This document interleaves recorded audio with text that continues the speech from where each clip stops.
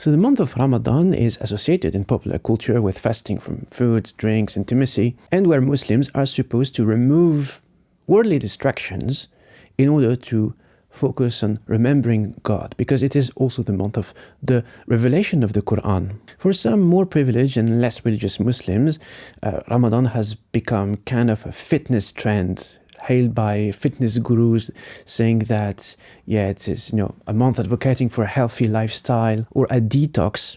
However, for some other people, Ramadan has been increasingly associated with over-consumerism. You might see how in London we have Ramadan lights, just like we have Christmas lights, how people share presents at the end of Ramadan, and how Ramadan becomes this kind of commercialized equivalent of Christmas in Europe and North America. Hello and welcome. My name is William. I am a researcher in sociology at the University of Warwick in the UK, and this is a video series around my latest book, Muslims in the Neoliberal Empire, where I ask the question, how does the society colonize us and what we can do about it? Some people theorize that this obsession with excessive food and meat consumption is quite of a recent phenomenon. Lots of people in the UK specifically have historically come from lower socioeconomic backgrounds and have been deprived of literally stolen, people have stolen from them resources thanks to colonization. So celebrating Ramadan with breaking the fast with excessive amounts of food and meat is a way for people to compensate and kind of celebrate this newly acquired status. And people point out that, this is in direct opposition to how the Prophet, peace be upon him, used to break fast, and the Iftars were very humble with a little bit of dates. In a previous video, I mentioned how the Rabbani project, specifically the Green Indian tribe, have been organizing green Iftars, which means Iftars without meat, without plastic, and without food waste. And if there is any leftovers, so they are given to the homeless. The intentions of the Rabbani project is not to change people, because change is very, very difficult to put into place, but it's rather planting seeds. And your duty is to transmit the message, and then people will do whatever they want with it. But what I find more interesting is that returning to the traditions, initiatives like the Green Indian tribe are, in a way, a very, I would say, effective way of decolonizing people. Remember that decolonization is about rebuilding the links that have been severed by modernity and colonization. We have been separated from, the natural environment, each other, and decolonization is about relinking everything together. While food places in Europe and North America have become standardized because of, literally because of food standards, but also cultural standards, the Iftars that you find in most mosques do not respond to these norms, aesthetic and cultural norms that you find in Euro-American food experience, because one very simple thing, people sit on the floor.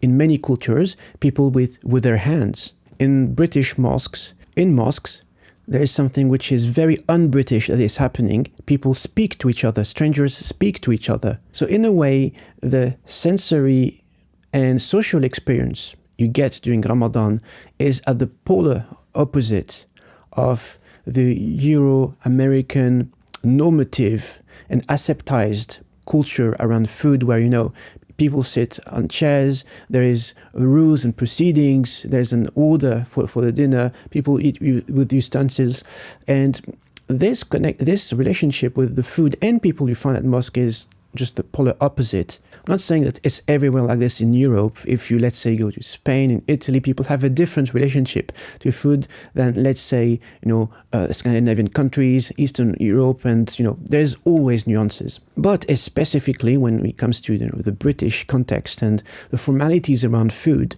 the experience you find in Iftars at the mosque is decolonial. Because while the relationship with food mainly has become something pragmatic, something practical, something formalized, all these norms and expectations are broken for conviviality. There's no formality. People are free to enjoy the food. People are free to enjoy conversations with each other. So while fasting seems, at first, a disconnection between us and food, it is actually a reconnection, because people use this time to reconnect to the spiritual, which shouldn't happen only during Ramadan, but it is an opportunity because of these factors, but also a reconnection with other elements of the world, different relationships to them. And some Muslims go even further.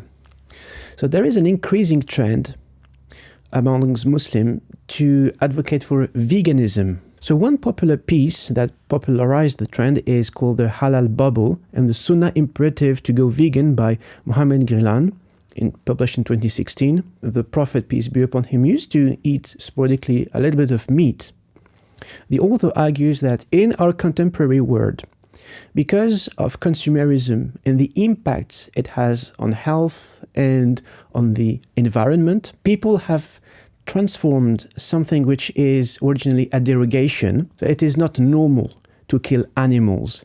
This is not a God-given right. We can kill animals left, right, and center for just the pleasure. It is a derogation. It's only for feeding we are authorized to kill part of the creation. And so he argues that because we have a responsibility towards the environment and towards our health, we cannot let ourselves ruin it. And therefore, to compensate for the excessive consumption of meat in the modern world, some people should abstain. These reflections around Ramadan do not end with food. So a friend of mine, a radio presenter, Shemaiza Rashid, she argues for fasting from fast fashion. Fashion is created at the expense of the most vulnerable people in the world. It's even very paradoxical when you know that, fast fashion brands such as Pretty Little Thing are owned by Muslims. Or, you have Nike ambassadors who promote products which have been made by other Muslims in forced labor camps. You heard about the Rana Plaza in Bangladesh, where people working for the fast fashion industry have died in the hundreds because, of the malfunctions and negligences coming with this industry. We have come to a point where the Ummah is basically drinking its own blood. So Shemaiza says, it's not about the criminalization of fashion. We're not saying, stop right there, you're wrong. But she believes that designers, producers, they are lacking education. It's about shifting the trend towards something more conscious, more sustainable. She argues that because Islam is about justice, it is not fair, it is not Islamic for us to wear clothing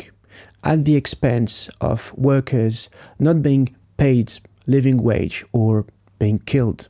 And she's not alone. You have other thinkers like HArfouch who argues that Ramadan is an act of defiance to the narrative of the Homo economicus. So, the vision of this human being that is a machine that earns, produces, and consumes. So he says, I quote, "There is something to be seen in fasting as a communal and global practice in an epoch characterized by the god of capital," people worship money, "and liberal hegemony. It is an expression of mass dissensus, a mass revolt. The relevance of Muslims will depend on our ability to reclaim Islam as a counter-narrative that posits a formidable challenge to liberal theology and the excesses of the modern condition. The word pushes us, to work, earn, produce, consume.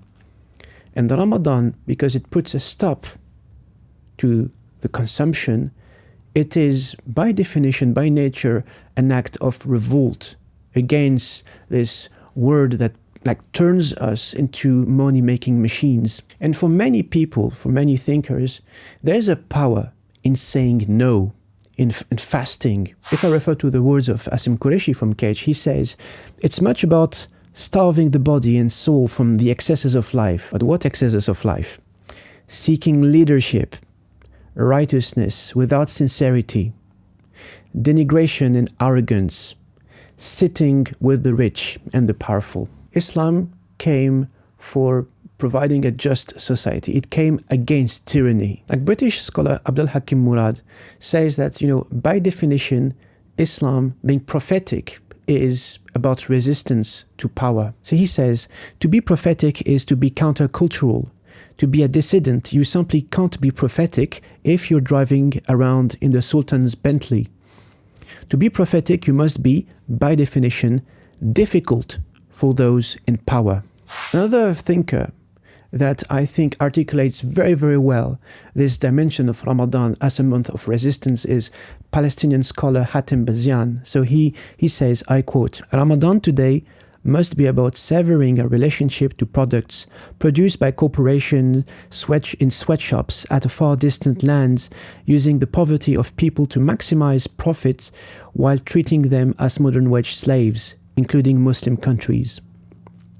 Finding alternative to the destructive media that uses hate, racism, objectification of women, crude sexuality and fear, distant people from one another, and help foment wars near and far." Hatem Bazian expands that, we are fed lots of things in life, and not only food, because there's another thing we consume even more nowadays in the age of social media: information, content, as people say, and which come ironically through things called feeds, live feeds, news feeds. He compares our consumption of media content to junk food. If we disconnect ourselves from all these fast news narratives that are aiming at dividing people, divide and conquer, we are ultimately reconnecting with each other. So he says, a decolonial Ramadan involves committing oneself to a process of first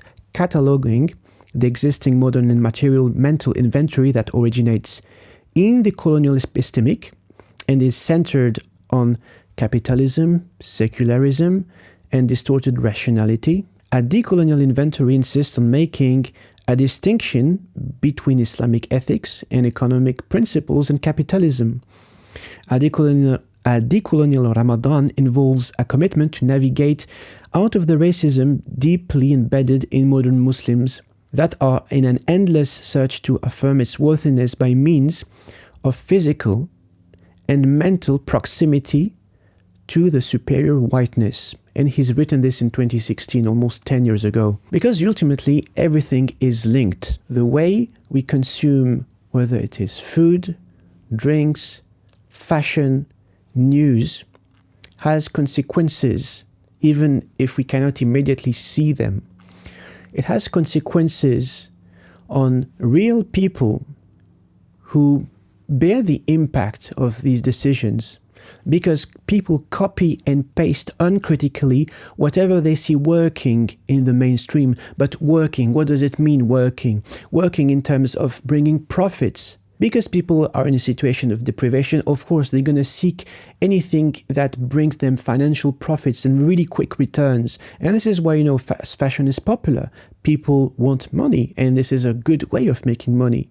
But by copy and pasting these systems without criticism, without, analyzing if it's actually sustainable or not, again, people end up killing other people. Hatem Bazian also refers to this kind of strange traditions some Muslims have of being invited for iftar at the White House or 10 Downing Street, which is ultimately kind of an exercise of, like performing some kind of proximity to the dominant powers. While you have in a tradition, do not seek leadership, do not mingle with the rich and the powerful. The people try to compensate and overcompensate, try to conform, copy, in the hope of being accepted and validated. So yeah, to sum up, there is a power in saying no. And perhaps this is why it is a good opportunity for us to stop and reflect. And if you want to entertain the conversation, I encourage you to subscribe to my newsletter, where I'll be advertising physical in-person events, whether it is in the UK, France, in the US, and online events, where I'll be sharing parts of my work, and we will be able to have interactive conversations, which is always better than YouTube. I hope this video was useful. Thank you very much for watching, and as always, take care of yourselves and each other.